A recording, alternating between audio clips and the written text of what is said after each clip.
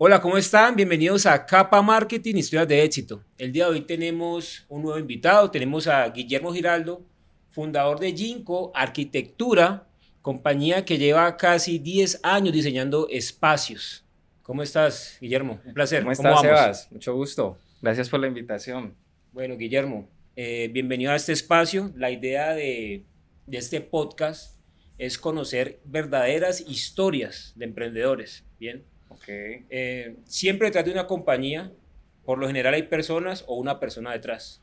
Bien, yo soy creyente de que la compañía crece hasta donde crece sus líderes o su líder. En este caso, pues la idea es que las personas que nos están viendo conozcan tu historia, la historia de tu compañía y cómo tanto tú como tu compañía han crecido en el proceso. Entonces, para tener un ABC, comencemos por el origen. ¿Cómo comenzaste a trabajar con Ginkgo? ¿Cuál fue el origen? Bueno, ¿cómo empecé? Eh, pues primero, como todo emprendedor, fui empleado muchos años en diferentes empresas, eh, todas pues afines con el gremio de la construcción, de la arquitectura, del diseño, pero siempre estuvo como esa venita o esa inquietud de que no estaba en el lugar correcto. Y de muchos años atrás pues crecí, haciendo paréntesis, crecí en una familia de empresarios, emprendedores, y siempre de pequeño soñé con hacer mis propias cosas, mis propios proyectos o construir mis propios sueños. Eh, y en dado momento se me presentó la oportunidad y empecé a trabajar por aparte, empecé a recoger mis primeros contratos se podría decir, de obra civil, de construcción, de diseño, hasta que en un momento pues era o seguir emprendiendo o seguir el mundo corporativo. Me salí sin pensarlo dos veces y bueno, ahí empezó pues como una historia de altos y bajos que ahorita les iremos contando. Súper, bueno, aquí hay dos cosas que me interesaron de lo que acabaste de decir. Primero, que tenías de pronto una experiencia familiar, bien, pequeño con el tema de emprender o el tema de empresa.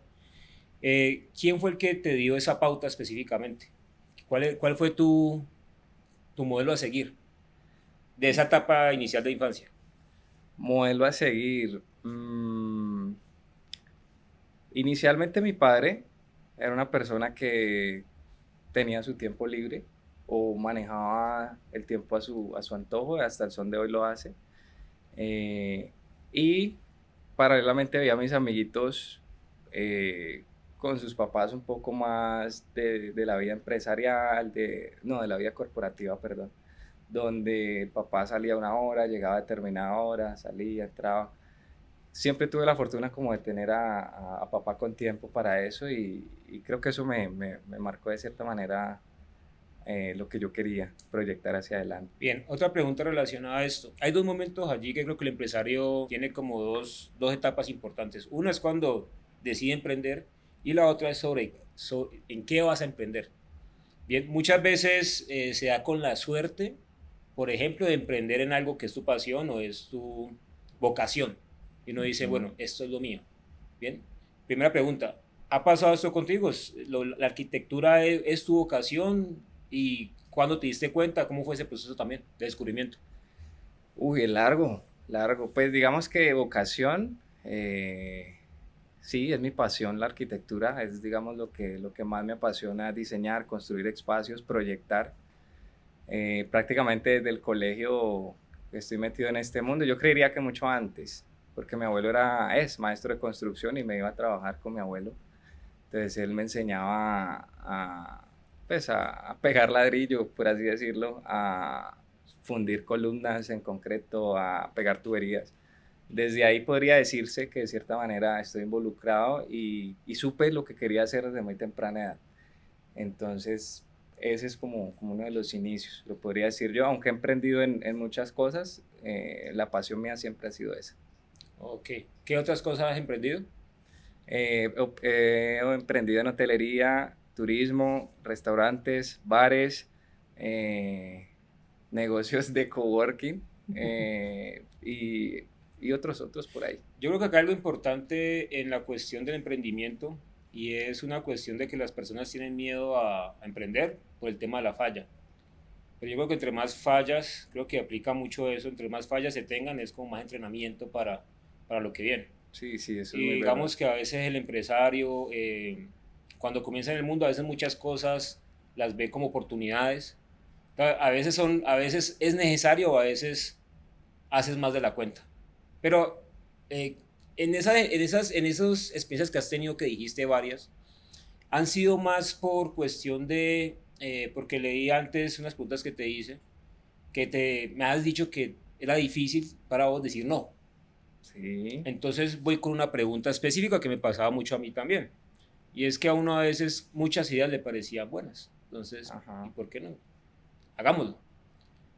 Eh, esa falta o esa cuestión de no saber decir no, ¿por qué la traíste a colación y por qué dices que es algo que ha sido difícil? Personalmente, porque digamos que hay personas que desde sus valores y desde su educación los guían bien en ese punto de saber decir no, de decir hasta aquí llego, por aquí es y de aquí no me muevo. De cierta manera, y una persona me lo dijo una vez, que era muy complaciente con mis clientes o con las personas que hacía negocios. Entonces siempre se me dificultaba, te pongo un ejemplo, me contrataron para diseñar, no sé, un hotel, un restaurante con X cantidad de cosas. Eso tiene unos alcances, unos valores. Eh, Durante el desarrollo del proyecto el cliente iba pidiendo más cosas, modifícame aquí, organízame aquí. Eh, Era muy complejo ese momento en el que yo le decía, mira, esto cuesta tanto, tengo que ampliarte la cotización por tanto. Entonces el cliente pedía, pedía y pedía. Y desde pronto, desde mi formación y cosas que crecieron conmigo, era difícil decirle que no. Ok, Entonces, al finalizar ese proyecto, pues ya se me iban los honorarios de ese proyecto, y ya cuando iba a hablar con el cliente, mira, es que se hizo esto, esto, esto, esto, pues ya no se habló en el momento que era muy tarde, entonces ya el cliente no me parece, justifíquemelo, usted no me habló a tiempo, entonces eso fue un patrón repetitivo en muchos proyectos hasta que entendí que el problema era yo cuando llegábamos, qué sé yo, a fin de mes para pagar la nómina del equipo de trabajo, teniendo mucho trabajo, no había el flujo de caja para pagar ese trabajo. Entonces, es algo que te podría decir que me costó sangre aprenderlo, pero pues se logró como que ni paremos aquí, qué es lo que está pasando, porque tenemos trabajo, tenemos clientes, tenemos experiencia, tenemos todo el equipo para sacar diferentes cosas adelante, qué es lo que pasa. Claro, no sabíamos ponerle un freno a los clientes en las condiciones y en las cosas que ellos querían trabajar, desde diseño hasta obra. Entonces, fue un punto muy importante en la carrera. bueno, Guillermo, aquí me gustaría saber algo y es, por ejemplo, una vez se le olvida el pasado, pero es una invitación a rebobinar, ¿cierto? ¿Cuándo fue el momento preciso que decidiste voy a fundar la compañía o voy a comenzar el proyecto? ¿O simplemente pasa un suceso donde te tocó hacer algo independiente y de allí comenzó? ¿Cómo fue ese momento exacto? Mm, Creo que aplican las dos que dijiste. Por un lado empezaron pues en esa época no había mucho como en internet para uno promocionarse, por así decirlo, pero hay unas pequeñas páginas donde casualmente mi mamá, cuando tenía tiempo libre, iba y ponía que yo sabía hacer planos, que yo sabía diseñar, que sabía hacer todo lo relacionado con el tema, pero yo no sabía, ella se la pasaba y la llamaban. No sé cómo la encontraban, no sé cómo la buscaban, la llamaban. Tu mamá fue la primera social Yo manager que creo que hacía tuviste. esa, la que me hacía marketing. Entonces, ella, mijo, me llamaron de aquí que para un cliente que necesita hacer la casa, que no sé qué, que no sé qué más. Y empezaba yo a visitar a esos clientes. Al principio no le creía, yo, no, pues, mamá está hablando mierda, pero no, se puede decir grosería. Bueno, Tranquilo. listo. Entonces empezaba yo a visitar a los clientes y de verdad empezaban a salir trabajo, de hecho, sin haberme graduado. ¿Cuáles fueron los primeros trabajos que hiciste? ¿Qué tipo de trabajos, por ejemplo? Diseño 100%, empecé a diseñar vivienda campestre, empecé a diseñar hoteles, empecé a diseñar vivienda común y dibujo. Era dibujante de una firma de arquitectos y trabajaba horas, horas, horas por producción y hacer planos y planos y Ok, planos. entonces mientras trabajabas para la firma, tu mamá te comenzó a traer los prospectos. Ajá, Ok, entonces fue algo como híbrido en ese momento. más o Y menos. esa creación de demanda que hizo tu madre, ahí fue que comenzaste a crear ya independencia con respecto a la firma. Sí, empecé a Ok. generar trabajos adicionales, a ganar dinero adicional. Por eso, porque a la vez también estaba estudiando. Eso era desde que estaba en la universidad.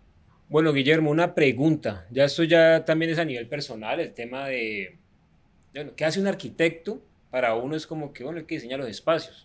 Ajá. Tengo una, digamos que, una idea muy vaga del tema, ¿cierto?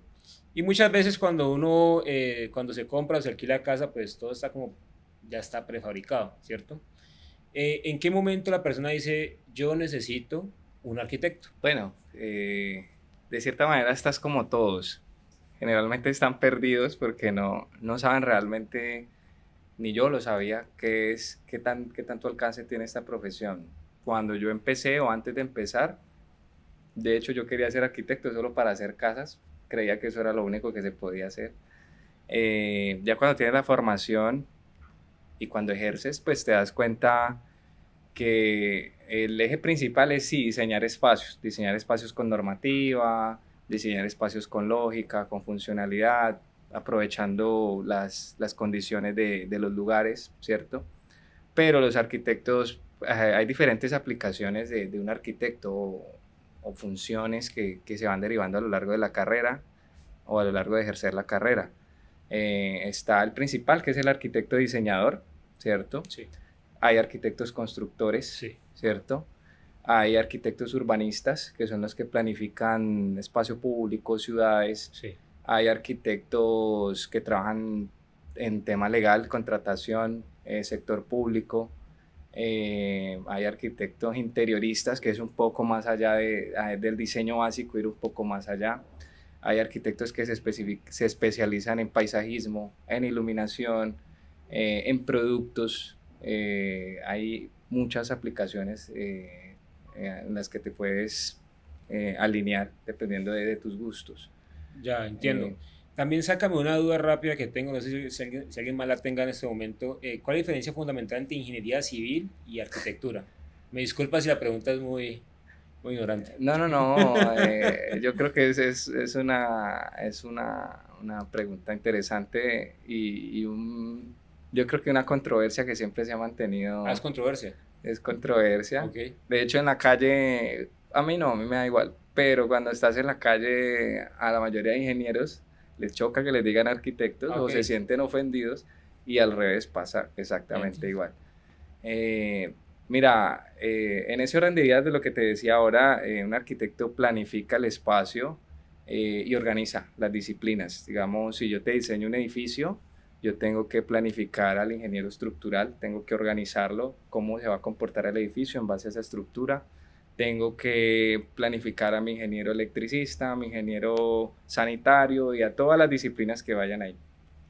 El ingeniero, por lo general, no digo que todos sean así porque también los ingenieros tienen miles de vertientes en las cuales pueden desarrollar su trabajo, se enfoca más en el lenguaje técnico, son muy buenos para la construcción, Ok, para saber cómo va esa columna, cómo va ese muro, cómo ayuda a que se sostenga ese muro.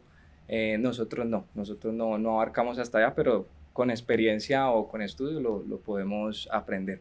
Entonces el ingeniero es un poco más técnico, sabe más de suelos, cómo se comporta el terreno, es un poco más financiero, nosotros somos un poco más viscerales y menos lógicos. ok. Entonces, creo que principalmente esas son como las diferencias entre un ingeniero civil y un arquitecto. Pero en proyectos trabajan afines o a veces un arquitecto puede hacer casi lo mismo que un ingeniero y viceversa. ¿Ya? Listo. Bueno, perfecto. Bien, allá nos sacaste de una duda, bueno, al menos a los Más o que la menos. teníamos. Ajá. A los que la teníamos viene siendo algo así como, por ejemplo, sí, como digamos que en el tema de marketing está el diseñador y está el que hace como el backend, algo así. Alguien es más, más racional, más lógico el otro es más creativo de pronto, ¿cierto? Puede ser algo, algún tipo de similitud en ese tipo Puede ser, sí. de profesión, lo que estoy viendo que se da. Bueno, comenzaste, Jim, ¿con qué año? 2016, ¿cierto? 2016, pues ya estaba graduado, ya llevaba tiempo trabajando, pero digamos que empecé a formalizar la empresa ya por requerimientos, ya estaban saliendo contratos y empezaron a pedir, bueno, necesito estos papeles, necesito la Cámara de Comercio, necesito la Seguridad Social y todas las cosas que uno tiene que empezar a cumplir para ya meterse en el mundo empresarial. Entonces, pues tocó casi que obligado y a la vez no, porque era un mal necesario, por así decirlo. Bueno, ahorita me gustaría hacer un poco de anécdotas de tu compañía, pero entonces vamos a un extremo. Tenemos dos extremos. Una anécdota muy buena y una Ajá. anécdota mala. Bien, igual, al final del día las empresas nada es malo, todo es para aprendizaje, Mm. ¿cierto? También es muy cliché decir eso. Pero, ¿qué te acuerdas? Comencemos por cuál, bueno o lo malo. Empecemos por lo malo, Lo de malo. una, Entonces, claro. en estos 9 años de historia, casi 10, cuéntanos una historia que vos digas, casi muero ese día, esos días. Hay una chévere, hay una chévere.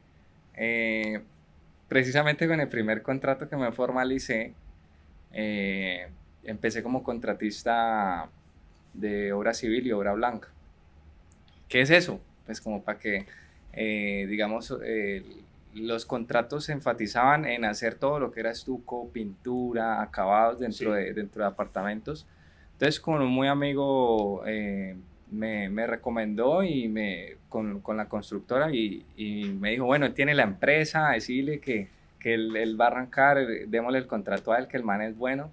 Yo no sabía un culo, pero yo no, sí, yo sé, hágale. Entonces ahí, primer error, no tenía experiencia en el tema, pero pues tenía hambre bueno, quiero saber qué es eso, yo puedo, yo puedo, yo puedo. Entonces, cuando me mostraron el contrato, como no tenía experiencia, lo revisé con un socio, no, está buenísimo, era un contrato hace 10 años de más de 100 millones de pesos, no, está buenísimo. Listo, le echamos número, todo va perfecto. Empezamos a ejecutar el contrato, empezamos a mirar pues que era pagar seguridad social a 20 trabajadores, empezamos a ver que era comprarles herramientas, a tenerles ISO, a tenerles seguridad full a los trabajadores para que no se fueran a accidentar. Bueno, puros gastos que uno cuando está empezando a veces ni contempla, ¿no? Y adicional a eso pues se venían los tributarios que no, uno no los revisa tanto. Bueno, fue pasando el tiempo, desarrollamos la mayoría del proyecto, pero al final ya nos comimos el contrato y todavía faltaba como un 20% para terminar. El contrato tenía pólizas, teníamos pues muchos Sí, compromisos legales que cumplir y en ese momento ya no había caja, ya no nos iban a pagar más. sí. Entonces yo vendí todo lo que tenía en mi apartamento, Sofá, nevera, todo. era Me todo. quedé nomás con el carro y, El perro también, ¿no? y a la final, no, la perrita no me la recibieron. En esa época tenía un iPhone que estaba nuevecito, era lo último. Samsung.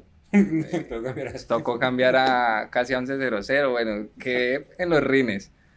Nomás una cosa que no pude vender fue la nevera, pero se la ofreció a uno de los trabajadores y fue y la sacó del apartamento y entonces quedé limpio.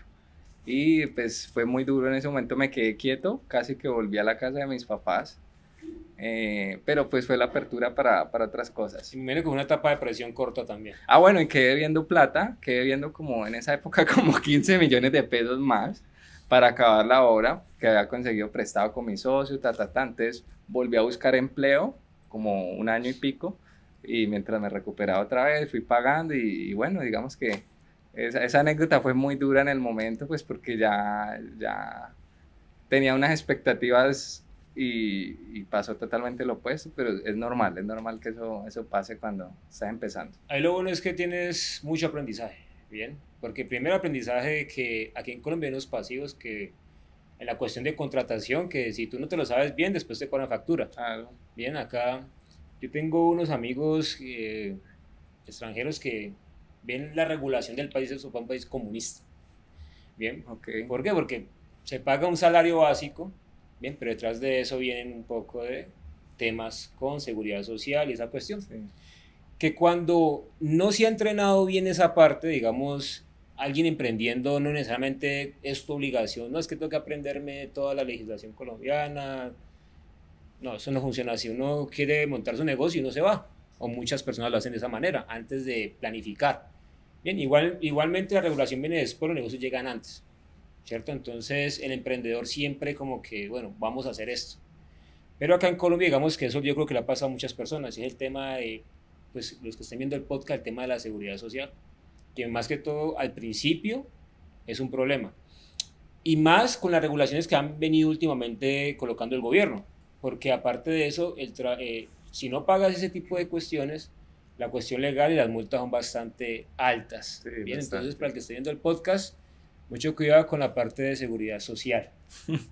Bien, mucho cuidado, que no le va a pasar lo que pasó al viejo Guillermo. Pero bueno, lo importante es que conocer la historia de los demás es como conocerlas bien, es evitar uno cometer ese tipo de errores. Sí, no, hay que revisar mejor las cosas. Digamos que a veces la emoción nos puede, o si sale cierta oportunidad, a veces hay que revisarlas, y en esa época, digamos, pues, estaba recién egresado, y adicional a eso vuelvo al no.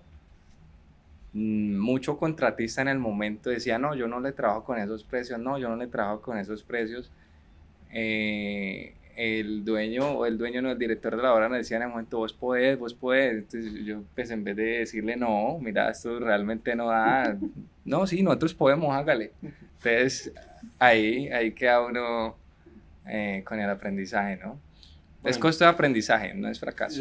el contrato fue por 100 millones. ¿Cuál fue el costo total de la obra al final del día? Como 140 en O esa sea que época. menos 40 millones de, 40 de de pérdida, aprendizaje. 40 de aprendizaje. Hace Pero 10 años. eso es algo muy importante, digamos que al final eso es lo que, de eso solo se da cuenta un porcentaje pequeño de la población, porque muy pocas personas toman riesgo. Claro. Y a partir del riesgo es que se aprende. Entonces, en ese tema de emprendimiento va ligado al riesgo. Y a veces también, bueno, digamos que tampoco se puede como, me tengo que arriesgar en todo porque uno gana experiencia y ya puede uno tomar como, antes de comenzar un proyecto, decir, Sí, ya bueno, no puede ir repitiendo. ¿qué hay que tener en cuenta? Y hoy en día hay muchas herramientas. Hoy en día la IA, por ejemplo, tú puedes, bueno, ¿qué necesito saber antes de entrar a hacer empresa en Colombia? Entonces, digamos que ya también no saber viene siendo también una cuestión de, ojo, que no está utilizando las herramientas que están hoy en día disponibles. Sí, claro. Bueno, ya nos contaste ahí como una historia pesada, que al final del día, mala entre comillas, pero es buena, es aprendizaje. Ahora, una historia muy buena, ¿bien? Una anécdota que tú digas, me pasó esto, hubo celebración, 7 días después de la negociación, terminé, entregué. Digamos que buenas, mira que las buenas no son tan escandalosas. ¿No te acuerdas tanto? Hay una muy buena de algo muy práctico que hicimos, que ya pues después de tantos años y de tanta experiencia, surgió un contrato en un determinado momento, pero no lo ejecutamos directamente nosotros, solo fuimos como la fachada. Había un dinero pues para el valor del contrato, y lo que hicimos fue contratar un segundo, o una segunda empresa, o un subcontratista, por así decirlo, que nos lo ejecutara por menor valor, y simplemente nosotros, que él cargara pues con la mayor cantidad de responsabilidad legal y técnica, y eso fue lo que hicimos. Entonces ejecutamos el contrato en 6 meses, y bueno, nos quedó una buena utilidad, y digamos que ese ha sido como de los mejores, en los que, por así decirlo, se ha ganado el dinero de manera más Ese fácil. compensó lo otro. Ajá. Bueno, ya enfocando un poquito más en el tema de lo que es, digamos, tu vocación, tu profesión, y de pronto aquí en la edición vamos a mostrar la imagen. ¿Cuál ha sido como tu proyecto más emblemático? Que os Emblemáticos, diga, este es mi bebé, esta es mi obra de arte. hay unos 3 por ahí. Hay uno que no he mostrado, que le trabajamos, digo trabajamos con el equipo de trabajo porque intervinieron muchas personas. Le trabajamos unos 2 años en diseño. ¿Ok? Solo diseño, dibujo. Solo diseño. Ok. ¿Por qué? Porque el cliente cambiaba de idea cada 15 días. Entonces era hacer, rehacer, rehacer, rehacer, hasta que logramos tener el diseño listo, empezamos la obra, cuando empezamos la obra ya él quería cambiar otra vez. Entonces durante la ejecución cambiamos, pero para bien. Y se logró sacar un buen proyecto que se llama Look House, es una casa campestre. ¿Cómo se llama el proyecto? Look House. Look House. Okay. Es una casa campestre que está en Dapa, todavía no la hemos mostrado en redes, es digamos el proyecto... Bueno, aquí lo vamos a mostrar de pronto un preview acá mientras estamos hablando, si acá puedo en la edición o... Si puedo le saco tomas, todavía no Perfecto. hemos hecho el contenido de la casa, de hecho por ahí alguien, la idea es que nos ayude. Entonces, esa casa, yo creo que es todo mi conocimiento ahí metido, ¿listo? Ahí participaron interioristas, contratistas de todo tipo, especialistas en iluminación. La idea es traer también camarógrafos de revistas para poder documentar bien la casa. Entonces es un proyecto que ha tenido toda la intención y la atención de nosotros. De hecho, en su momento de tantos cambios y tanto que le hicimos, no compensa el valor monetario, pero sí el resultado. Entonces, digamos que para nosotros ha sido de total gusto. El cliente todo el tiempo no le negó presupuesto al proyecto, tuvo todo, desde el mobiliario hasta lo más pequeñito.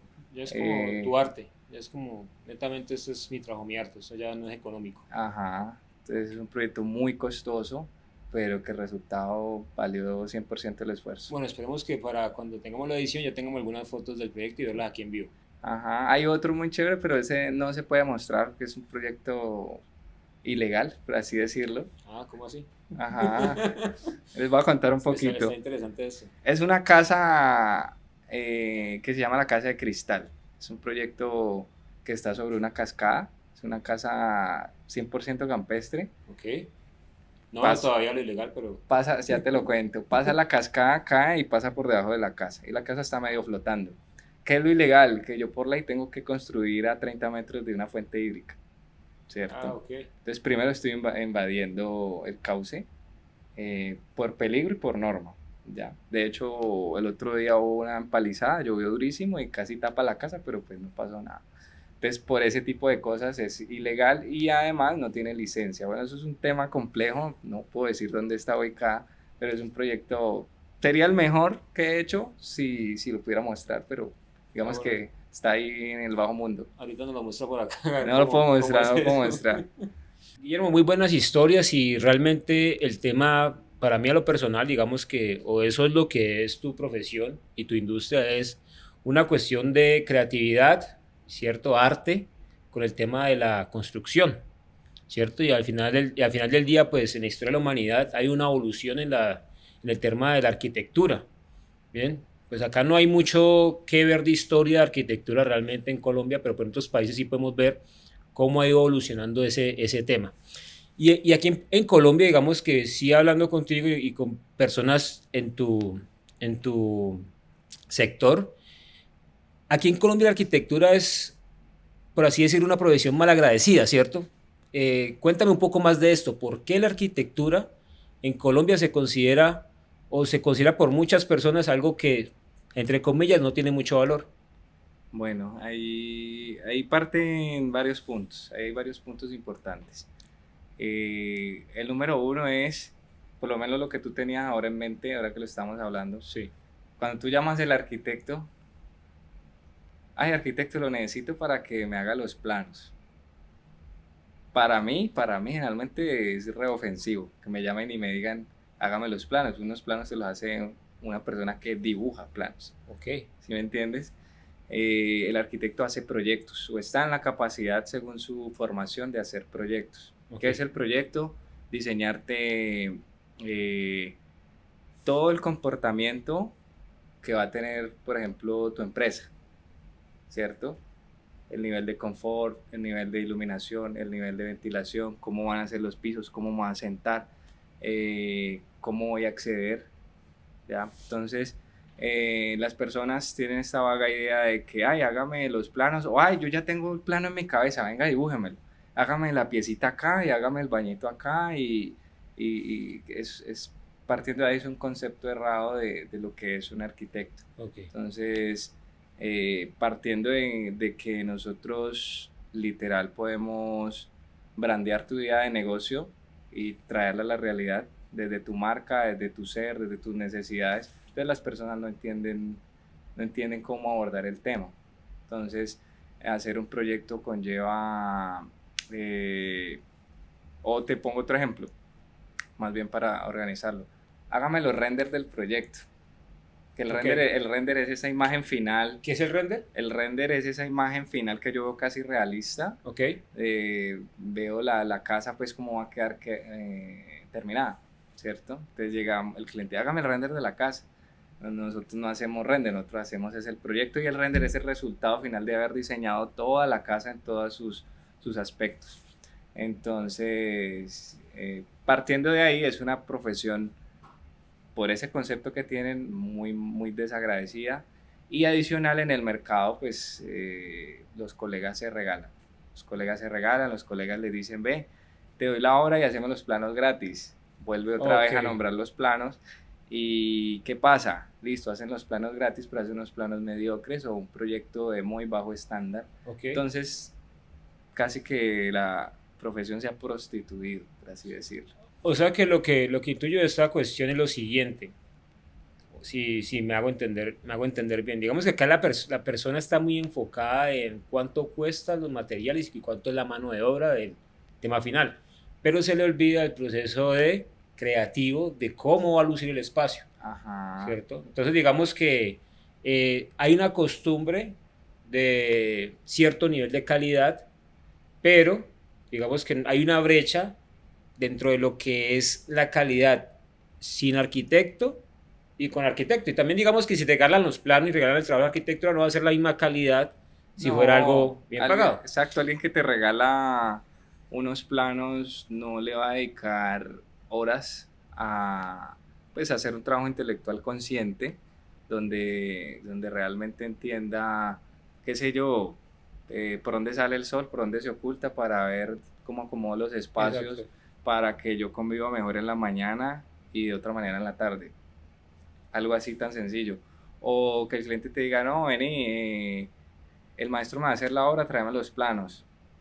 Como que queda siempre de segundo.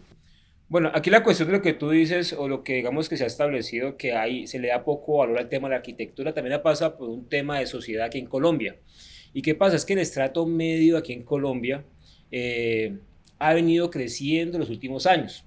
Y ya hay un superávit en esa tabla de ingresos-gastos, donde las personas ya pueden permitirse hacer otro tipo de gastos, otro tipo de, entre comillas, inversión. Entonces, antes lo que se gastaba netamente para hacer la casa y tener la casa, ahorita, y ya también por la cuestión de las redes sociales, que la gente ve diseños y dice, yo quiero que mi casa se vea así. Entonces ya hay billeteras, bolsillos, ¿cierto? Y también intenciones de, mira, yo quiero pagar para que esto se vea así. Entonces también allí hay un choque inicial. La gente dice, es que esto cuesta tanto. Sí, cuesta tanto, pero es que precisamente por eso les gustó, porque hay un trabajo creativo detrás. Entonces lo que yo digo acá, Guillermo, es que se viene un crecimiento de la demanda por ese lado, al menos para países de Latinoamérica. Sí, hasta cierto punto es verídico, es real. Hoy en día, el ejemplo que tomabas de los restaurantes o de los espacios de ocio, que se busca, que suena cliché y te lo decía ahora, sí. Es ir a un restaurante y vivir una experiencia, sí. No ir por el producto y ya, y salí, me fui. Experiencia. Entonces esa experiencia inmersiva se logra a través de la arquitectura, a través del interiorismo, de diseñar buenos espacios, de diseñar ahora con las redes espacios instagramiables, donde me tomo mi foto, donde voy a mostrarme. Entonces, que los restaurantes y los sitios turísticos gustan mucho. Ajá, entonces la arquitectura y el diseño forman un papel fundamental ahí. De hecho, si la gente entendiera la importancia de esto, como las culturas antiguas, que hasta hoy ir a visitar los egipcios, que eran construcciones enormes, o ir a México a mirar todas estas ruinas arqueológicas, es un atractivo. Si supieran lo importante que es invertir en ciudad, y como lo están haciendo ahora en Dubái, que realmente de la nada generas valor y generas una experiencia inmersiva con buena arquitectura, con buen urbanismo. Pues si la gente tuviera tan claro eso acá en estos países, yo creo que obviamente el gremio cambiaría, pero también tendríamos otra cultura, tendríamos otra manera de vivir. Súper, aquí estamos ya, digamos que el tema es ahorita que es algo que viene con todo el tema social, ¿cierto? Todo el tema social, todo el tema yo quiero tenerlo, yo quiero tenerlo. Otra cuestión importante que yo estoy viendo acá o que estoy pensando es que realmente la casa es un templo para la persona, ¿bien? Arrancando de allí. Y aparte de que es un templo para la persona, hoy en día está mucho la modalidad del coworking. Entonces nos enfrentamos a una sociedad que básicamente todo el día, o un grueso de personas que todo el día están en la casa. Entonces también puede ser un poco tormentoso estar en cuatro paredes y no ver nada distinto, no tener diferentes ambientes. Digamos que por ese lado también, me imagino, en tu experiencia has tenido nuevas demandas o nuevas peticiones de, bueno, trabajo acá, quiero que esto tenga varios espacios. ¿Cómo ha funcionado estos últimos años con el tema de la post-COVID? Sí, luego de la pandemia post-COVID, que pues todo el mundo estaba encerrado trabajando, pero nunca se imaginó que iba a estar en la casa trabajando tanto tiempo, pues pues todo mutó a home office y efectivamente la demanda de los clientes, de hecho los proyectos inmobiliarios que se ofertan hoy en día son pensados para que haya home office, para que las personas puedan trabajar desde casa, para que puedan tener cierto nivel de confort, porque pues no es lo mismo, antes no estaba pensado y te pones a trabajar en el comedor o Sí. te pones a trabajar en tu misma cama. Ahora realmente la demanda hacia ese punto realmente es importante porque el mercado se está yendo hacia allá, todos los profesionales están mutando hacia allá. ¿Cuál es el punto de partida? Por ejemplo, si yo digo, mira, yo quiero hacer la casa de mis sueños, ¿cierto? ¿Cuál es el punto de partida? Cuando tú comienzas a conocer al cliente y vas, porque digamos que uno puede decir, yo imagino mi casa así, pero ¿cómo se le va comenzando a dar vida a eso? Por ejemplo, con tus clientes. Bueno, ¿qué trato yo ahora? De volverme amigo de los clientes, de Ok, volverme parte de su familia, parte de su entorno. ok, Trato de conocerlo, trato de entenderlo, porque a veces ellos tienen cosas en el inconsciente que no pueden transmitir. sí, Entonces empezamos casi que desde la escogencia del lote, ok, eh, y entendiendo sus necesidades. Mm, Hay clientes que no saben que van a tener 2, 3, 4 hijos en 3 años, hay otros que ya los tienen pero se van a ir. Eh, entonces es un trabajo de irlo conociendo. Inicialmente siempre hacemos unos cuestionarios sobre sus miedos, sobre sus felicidades, sobre sus gustos, sobre sus hobbies, porque realmente hemos encontrado que hay clientes que dicen, ah, yo vi esta casa en internet muy bonita y quiero esto, pero realmente no es lo que quiere. claro. Entonces empezamos casi que desde que me dicen, ve, voy a comprar este lote porque quiero hacer esta casa, por así decir. Y desde ahí empezamos el acompañamiento, pero tratamos de, si tú no tienes una buena amistad, un buen feeling con el cliente, sino que se vuelve una relación muy, muy rígida, difícilmente puede salir un buen proyecto de ahí. Bien, perfecto. Bueno, entonces digamos que en términos de mercado hay una evolución de la demanda en los últimos años. Y cuéntame ahorita, Guillermo, cómo ha sido el proceso de crecimiento de Ginkgo los últimos 10 años. ¿Cómo ha sido?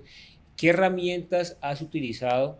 Bien, digamos que hoy en día el marketing básicamente es la gasolina de los negocios, ¿cierto? El marketing es la gasolina de los negocios. Y si tenemos eso como concepto, ¿cierto? ¿Cómo has aprovechado el marketing los últimos años para crecer tu negocio? Bueno, el marketing más fuerte mío ha sido el voz a voz, que a la vez es una debilidad y yo creo que a los arquitectos nos pasa mucho. ¿Qué pasa? Esto es un negocio de rubros altos en que los clientes te ven por internet, pero una construcción que te cuesta, qué sé yo, 1.000 millones de pesos, Sí, pues no van a ir a llamar generalmente al que está en internet, llaman sí, al recomendado, al que pueden depositarle cierta cantidad de dinero y pueden estar tranquilos sí. de que eso va a suceder, pues porque obviamente el internet también se presta para otras cosas, ¿no? Entonces, el crecimiento más grande siempre ha sido voz a voz, le quedamos bien a uno, ese uno nos trae dos, estos dos, otros dos. Ahora sí hemos usado las redes sociales y también han llegado muy buenos clientes, sobre todo Instagram, donde hacemos pautas, hacemos videos, hacemos... El enfoque del marketing nuestro es más que todo em, es un marketing experiencial que Ok. genera cierta emoción, que toca ciertas fibras con la imagen y el video. No tratamos tanto de hey, ven, yo te voy a hacer tu casa porque yo soy el mejor. Y no, no tratamos de llegar hasta ese punto.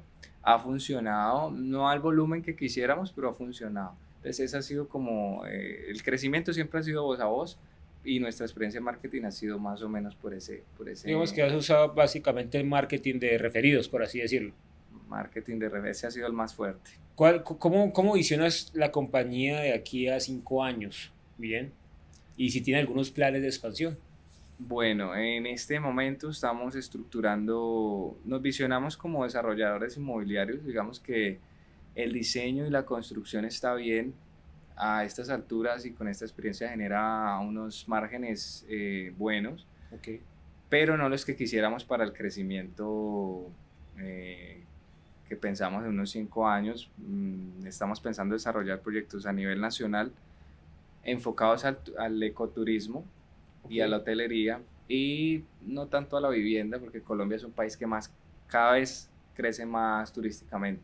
Entonces el enfoque es hacer desarrollos inmobiliarios eh, enfocados al turista, al extranjero, eh, que podamos vender masivamente.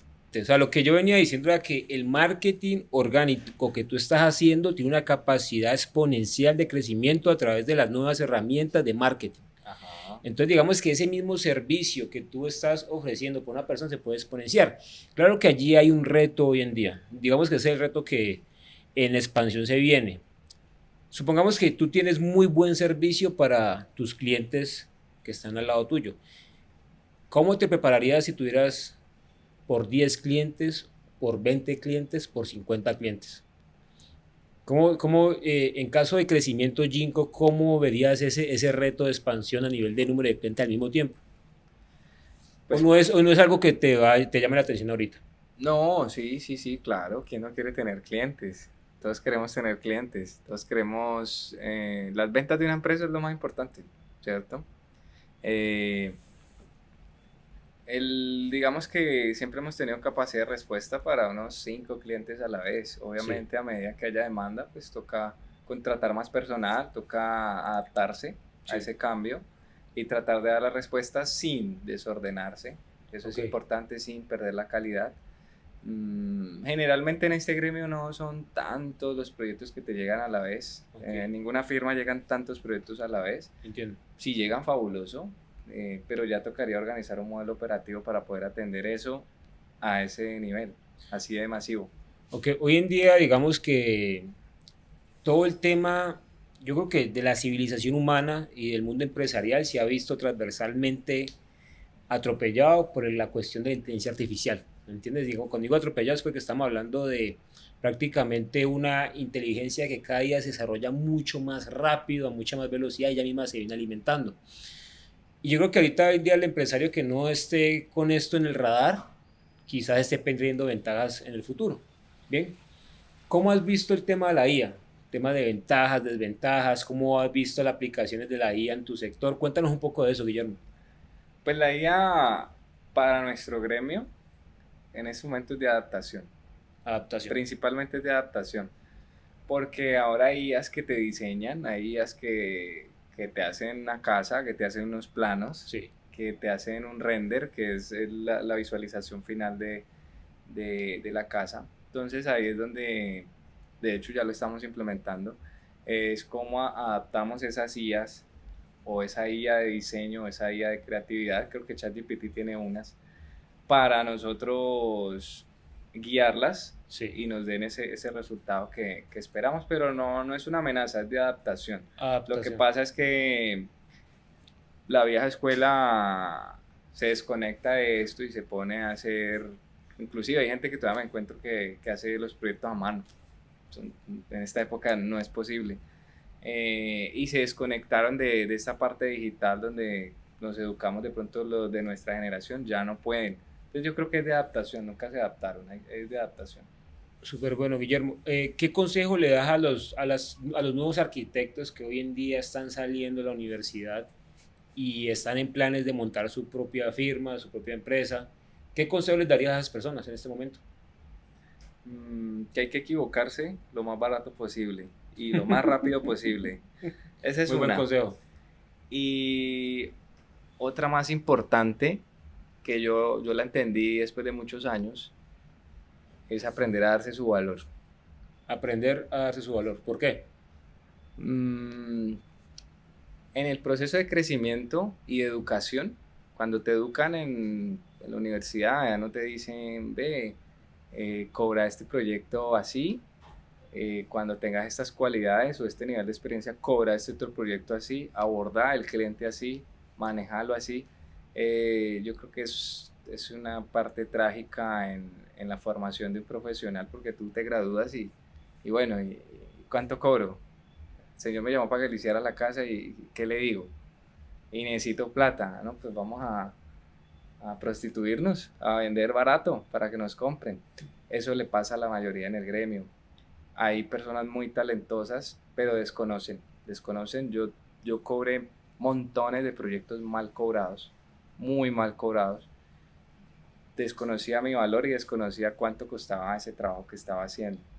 Y de hacer y hacer y hacer y hacer, entendí cómo era la dinámica. Entonces, cuanto antes te des cuenta cuánto es tu valor, pues más antes vas a prosperar. Es básicamente eso. Entonces, bueno, hay un tema para los nuevos arquitectos que están creando negocio y es el tema de entender bien cómo es el mercado, ¿cierto? Entender Ajá. bien el mercado y darle el valor que es a su servicio o producto en ese orden de ideas. Bien, digamos que es algo muy básico en algunas industrias, pero de pronto la tuya tiene un poquito de problemas por todo lo que hemos hablado en el podcast del contexto donde se ha movido la arquitectura aquí en Colombia Ajá. también.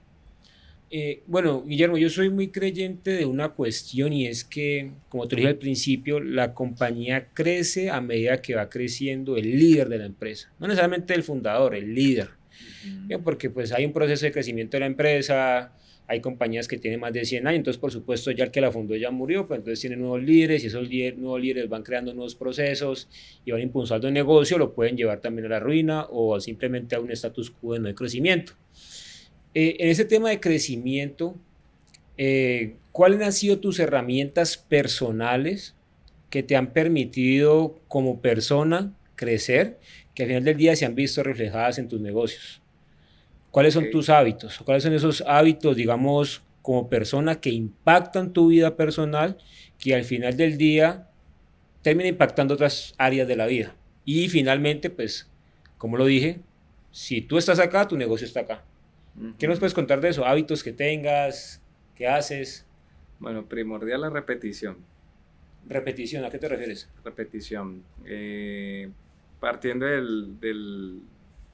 de la palabra hábitos, digamos, tengo que, cuando tengo un sueño, tengo una idea, tengo un Sí. proyecto, tengo que levantarme todos los días a trabajar en eso, así no quiera, trabajar, trabajar, trabajar, trabajar, repetir ese, si yo sé que ese es el camino y me estoy capacitando para eso, no puedo desistir. Y siempre me ha pasado y lo he tenido claro que cuando me asusto o cuando estoy por sentir que voy a dar un salto cuántico, por así decirlo, y tengo miedo, por ahí es. Entonces digamos Entiendo. que en cuanto a realización sería ese lado. Y generalmente autoeducarnos, generalmente leer, hacer ejercicio. No quiero sonar cliché porque esto es lo que dicen todos los gurús. Claro. Ay, levántate a las 5, Justo a las 3 de la mañana. no sé, hazte, mete la cabeza en El agua. hielo. No, pero digamos que forjar una disciplina te construye, te enseña. Salir a la calle y hablar y tantear y ir a que te rechacen, a que te digan que no. O de hecho hasta fracasar. Salir a fracasar es yo creo que lo más importante y es de lo que más tenemos miedo. Yo lo hice particularmente muchas veces, Sí. fracasé, perdí clientes todo el tiempo, pero eso me enseñó ahora a tener nuevos clientes y a crecer, a crecer, a crecer, a crecer. Me quedo con algo importante que dijiste, es el tema de la repetición y el tema que por donde te da miedo, por ahí es el camino y el tema de que, bueno, vas a salir y tienes la chance de que puedes fracasar. Entonces, digamos que el tema de la repetición hay algo muy importante, es el tema de crear hábitos que creen maestría. Bien, entonces, ¿qué pasa? Tú estás en el tema de la arquitectura. Eh, Tu trabajo es ese diario, esa repetición y esa repetición. Y hoy en día que hay tanta distracción, bien, Terrible, el tema del terrible. enfoque y la repetición, yo creo que es uno de los valores más importantes que se puede tener hoy, o se puede adquirir hoy en día como empresario o como persona competitiva en esta sociedad.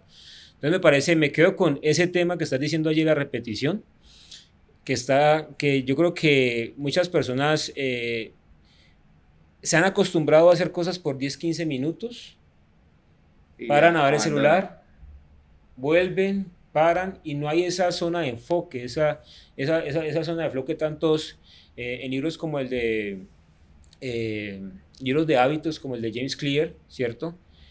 Que habla de hábitos atómicos, que habla que hay que tener unas repeticiones y unas zonas de enfoque, bien, donde esa repetición y ese enfoque van creando esa maestría que con el tiempo va forjando esa persona de alto valor, bien, que al final del día, como te digo, se va reflejado en tu industria, en tu negocio. Y también me quedo con el tema del obstáculo. Hay un autor que se llama Ryan Holiday, ¿cierto? Un autor estadounidense, muy influyente hoy en día, y tiene un libro que se llama El obstáculo es el camino. Y hay una cuestión que pienso yo a los empresarios y a los emprendedores dicen que no, es que ya como que hay obstáculos, ya por ahí no es. Y yo creo que eso es lo peor que han podido, ese es la peor frase que he escuchado yo en mi vida. No, Pues por ahí es es. que por ahí no es que si Ajá. está pasando esto por ahí no es, error. Bien, porque está el mito de Edipo, bien, el mito del tema de perdón, el mito de la esfinge, ¿cierto? Ujú. ¿Qué hay detrás de la esfinge? El tesoro. La esfinge viene con un obstáculo. Entonces, digamos, pues hay esfinges por delante de las pirámides. Está la pirámide, atrás está el tesoro y adelante está la esfinge. Y la esfinge te llega como obstáculo a una pregunta. Si la respondes bien, pasa, si no, no sigues. Entonces, quedarnos con eso de que el obstáculo es el camino donde hay miedo, por ahí es. Entonces, bastante valioso eso para los empresarios de hoy en día y verdad que me quedo con eso y digamos que al decir una persona con experiencia uno se da cuenta de que es real. Guillermo, hablaste de una cuestión, bueno, hablaste ya de repetición y hablaste también de libros, ¿cierto? Yo creo que la humanidad, eh, un libro es toda la experiencia o toda la de una persona en un espacio pequeñito y un legado. Ujú. Bien, y realmente las personas en realidad, muy poco porcentaje realmente lee. Y ya hablaste de que eso es un hábito que tú tienes. Mi pregunta es, ¿qué libros que has leído, top uno un top 3 de pronto de libros que tú dices, mira, libros que todo empresario debe leer o que han impactado tu vida? Ujú. Bueno, puedo decir padre rico, padre pobre. No, mentira. Mira, hay un libro que me marcó mucho. Yo diría que, bueno, hay dos particularmente, pero hay uno, creo que se llama el autor Andrés Oppenheimer. Se llama Sí, Crear o Morir.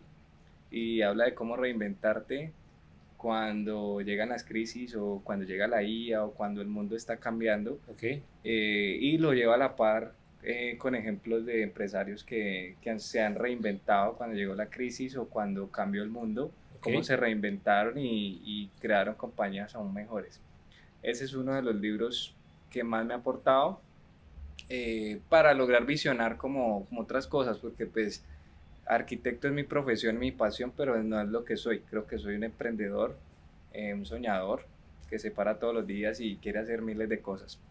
Pero disculpa que te interrumpa, pero mira que allí lo poco que estás diciendo, lo que me ha contado historia de tu vida profesional y de la carrera de la empresa, mira que ahí estamos viendo algo que se trata el libro y algo que tú mismo has estado diciendo o un carácter tuyo, ¿me entiendes? Ajá. Entonces bastante interesante. Me dijiste que tenías dos libros. Y ¿Cuál es el otro? hay otro, no me acuerdo cómo se llama el autor, que es muy bueno, se llama Cómo hacer amigos e influenciar sobre las Del personas, Carnegie. Dale Carnegie. Ese libro me pareció excelente. A rato siento que hay algo de manipulación, pero es interesante, es chévere, eh, y me ha servido mucho en la vida, para cerrar negocios, para afrontar de otra manera las crisis. Hay gente va a hacer una negociación y son súper cerrados desde el principio, entonces para tratar de abordarlos mejor es un libro súper recomendado para todo emprendedor. Sí, ese libro de Dale Carnegie, a mí también mi mentor me lo recomendó en el 2016. Yo creo que lo he leído unas 3 veces y siempre, cada cuanto lo vuelvo a leer porque uno se olvidan ciertas cuestiones Sí, de ese libro. claro. Y en especial su primer consejo, que es no criticar. Bien, ese libro, digamos acá en este espacio, es de los que yo más recomiendo porque, inclusive en ese libro dice la frase, que cuando se le hizo una pregunta a John D. Rockefeller, que si pagaría por una habilidad, ¿por cuál habilidad pagaría? Dice que pagaría por la habilidad de saber relacionarme con las personas. Es vital. Y tú dices, mi crecimiento del negocio es a partir de recomendación, entonces ahí ya hay una cuestión, bueno, sé relacionarme con personas, tengo acceso a negocios, tengo acceso a nueva información. Entonces, recomiendo también bastante ese libro del Carnegie, Cómo hacer amigos e influenciar sobre las personas. Y aparte de eso, no, digamos que para grandes empresarios también lo recomiendan. Warren Buffett vio un masterclass porque Warren Buffett, por ejemplo, que es el inversionista número uno a nivel mundial, era una persona que era, tú sabes, ratón de laboratorio. Entonces estaba muy concentrado, poca habilidad de relacionarse, pero él le da las gracias a un grupo de estudio del Instituto Carnegie, precisamente donde se salió del cajón y aprendió a relacionarse con las personas, y él dice que eso fue fundamental Vital, es vital. para la creación y crecimiento de su firma, que es Berkshire Hathaway, que es una de las 5 compañías más grandes del mundo hoy en día. Imagínate. Sí, está en el top 5 o en el top 10, entonces muy, muy importante. Bueno, muy buena tu historia, Guillermo, y yo creo que Jinko también tiene mucha historia todavía por No, contar. demasiadas anécdotas. Lo bueno es que ya te has sabido caer, sabes también crecer y son olas, ¿no? Digamos que el crecimiento, a mí que me gusta mucho los mercados financieros, el crecimiento nunca va a ser constante. Bien, las empresas, las compañías, el precio y las acciones se mueven en ondas. Tienen caídas, tienen subidas. Siempre antes de una subida hay unas buenas caídas. Y a veces entre más fuertes las caídas, más impresionantes vienen las subidas. Entonces digamos que estamos en un mundo que está fluctuando constantemente y pues yo creo que has contado mucho de eso en tu historia. Bueno, Guillermo, muchas gracias por contarnos tu historia, la historia de Jinko y la historia de todos los retos y anécdotas que ha pasado a través de tu compañía y también pues de tu vida personal. Agradecemos mucho tu estancia acá, esperamos que las personas que estén viendo este video aprendan mucho de tu vida, de tu experiencia. Y bueno, porque la idea de esto es conocer, retroalimentar y seguir creciendo como al final del día como sociedad, como empresarios. Y agradecemos mucho ese tiempo que estuviste acá. Muchas gracias, Guillermo. Ok, Sebastián, muchas gracias a ti por la invitación. Bueno, hermano, un placer. Un placer.